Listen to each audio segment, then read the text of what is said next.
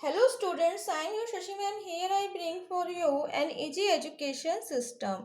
Students, हम कर रहे हैं bank reconciliation statement. Last classes में मैंने आपको चेक्स के बारे में, ऑनलाइन फंड ट्रांसफ़र के बारे में समझा दिया. तो उम्मीद करती हूँ अब आपको जितने भी टॉपिक्स मैं समझाऊंगी वो आपको अच्छे से समझ में आ जाएंगे. तो नेक्स्ट टॉपिक हम लेंगे checks deposited into the bank but not yet collected. Hindi में कहेंगे संग्रह करने हेतु भेजे गए चेक जिनका संग्रहण नहीं हुआ. स्टार्ट करने से पहले कहना चाहूँगी कि अगर अभी तक आपने हमारे चैनल को सब्सक्राइब नहीं किया है तो ज़रूर सब्सक्राइब करें, लाइक करें, शेयर करें एंड कमेंट्स करें. स्टार्ट करते हैं. हमने लास्ट टॉपिक किया था check issued but not yet presented for payment. इसका मीनिंग मैंने आपको समझाया था. इसी तरीके से जो इसका रिवर्स होता है वो होता है check deposited into the bank but not yet collected. मतलब क्या हुआ कि हमारे पास चेक आया, मान लीजिए हमने किसी से पेमेंट रिसीव करनी थी, हमारे पास चेक आया, हमने उसे बैंक में जमा करा दिया. बैंक में जमा करा दिया लेकिन हुआ क्या कि अभी तक हमारे अकाउंट में वो पैसा नहीं आया. ठीक है, तो ये आपको कैसे समझना है, इसको समझने के लिए आपको जो चेक्स जो मैंने लास्ट क्लासेस में समझाया था वो आपको समझना ज़रूरी है. जिन स्टूडेंट्स ने अभी तक वो वीडियोस नहीं देखी है प्लीज़ एक बार वो ज़रूर देखें. बहुत इन्फॉर्मेटिव है और प्रैक्टिकल लाइफ में भी आपके लिए वो बहुत ज़रूरी है. ठीक है, तो देखते हैं कि इसकी जनरल एंट्री क्या होगी. मान लीजिए कि हमारे पास चेक आया और चेक हमें दिया किसने, सोनू ने.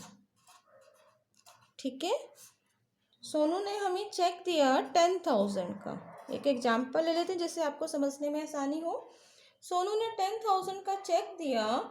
हमने क्या किया, जैसे ही हमारे पास ये चेक आएगा और हम इसको बैंक में डिपॉजिट करने के लिए भेजेंगे तो हम क्या एंट्री करते हैं, हम एंट्री करते हैं अपने अकाउंट, अपने कैश बुक में हम एक एंट्री कर लेंगे check deposited.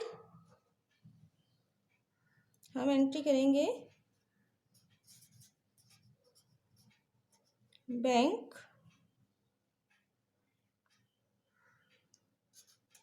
Account debit to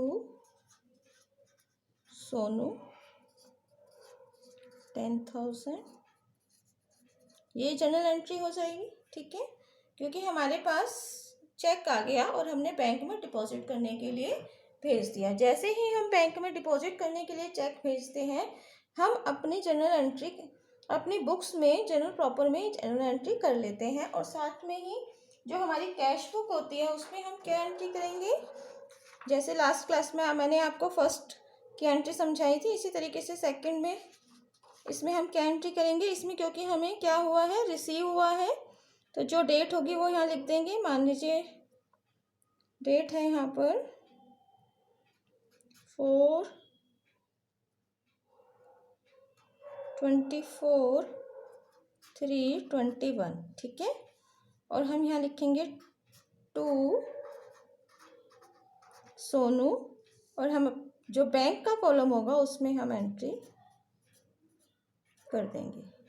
ठीक है, लेकिन जैसा कि मैंने आपको फर्स्ट टॉपिक समझाते हुए ये चीज़ बताई थी कि ज़रूरी नहीं है कि हमारे अकाउंट में पैसा साथ के साथ आ जाए, क्योंकि चेक्स को क्लियर होने में भी कुछ टाइम लगता है. एक या 2 दिन तो लग ही जाते हैं. लेकिन अगर बाई चांस हॉलीडे है या कोई और रीज़न है तो उसके कारण भी क्या होता है, चेक की जो पेमेंट्स होती हैं वो थोड़ी डिले हो जाती हैं.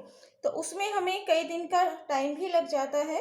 कंटिन्यू अगर एक साथ 4-5 छुट्टियां पड़ जाए या 2-3 छुट्टियां पड़ जाए तो क्या होगा, टाइम डिफरेंस हो जाएगा. क्या हो जाएगा, टाइम डिफरेंस हो जाएगा कि हमारे कैश बुक में बैंक कॉलम में 10,000 रुपीज़ हमने डिपॉजिट कर लिए, डेबिट साइड में लिख लिए, लेकिन जो हमारी पासबुक है, हमारी पासबुक में वो जमा में, मतलब उस हमारी पासबुक में वो कैश जो है वो अभी तक 10,000 नहीं आया.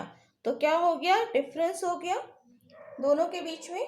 कितने का, 10,000 का. इसका मतलब क्या हुआ कि हमने अपने कैश बुक में 10,000 लिख लिया लेकिन हमारी जो पासबुक है उसमें 10,000 रुपीज़ अभी तक जमा नहीं हुए हैं। तो ये एक कारण होता है डिफरेंस का कैश बुक और पासबुक के बैलेंस में। जब तक वो पासबुक के बैलेंस में पैसा नहीं आएगा, चेक क्लियर नहीं होगा, तब तक 10,000 का डिफरेंस जो है वो हमारी कैश बुक और पासबुक में रहेगा। अगर ये भी साथ में आ जाता है इसके साथ, तो डिफरेंस जो है वो बड़ा हो जाएगा। तो इसके बहुत सारे रीजंस होते हैं। तो इसी तरीके से मान लीजिए जैसे हमने ये मार्च में पेमेंट की है, मार्च में हमने चेक डिपॉजिट किया है, लेकिन कई बार क्या होता है कि मार्च में चेक किया डिपॉजिट किया गया चेक, मान लीजिए हमने लास्ट डेट में कोई चेक डिपॉजिट किए, जैसे 28 मार्च को कर दिए या 30 मार्च को किए या 31 को किए, तो ये चेक हमारे अगर क्लियर नहीं हो रहे हैं मार्च के 31 मार्च तक, तो कब क्लियर होंगे? अप्रैल में। ठीक है, अप्रैल में मान लीजिए 2 अप्रैल को हो गया क्लियर। तो हमारे पास 31 मार्च को अगर हम पासबुक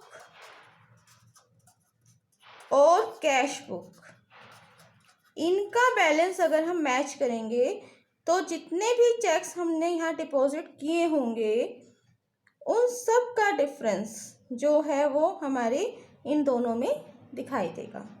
ठीक है, और अगर हम BRS अकॉर्डिंग टू 31 दिखा रहे हैं और क्वेश्चन में आ जाता है कि 2 अप्रैल को क्लियर हुआ है, तो भी हमें ये ध्यान रखना है कि जो चेक 2 अप्रैल को क्लियर हुए हैं वो डिफरेंस 31 मार्च को दिखेगा ही दिखेगा। क्योंकि जब हम क्वेश्चन करेंगे तब मैं आपको और डिटेल में समझाऊंगी। अभी मैं आपको ये बता रही हूँ कि चेक हमने डिपॉजिट कर दिया लेकिन वो कलेक्ट नहीं हुआ, तो उसके क्या क्या रीजंस हो सकते हैं। उम्मीद करती हूँ ये आपको समझ में आया होगा। ऐसे ही हम एक एक टॉपिक लेकर समझेंगे पहले, और फिर उसके बाद मैं आपको BRS बनाना सिखाऊंगी कि किस तरीके से हम BRS ईजीएस्ट वे में जो है वो बना सकते हैं। Thanks a lot.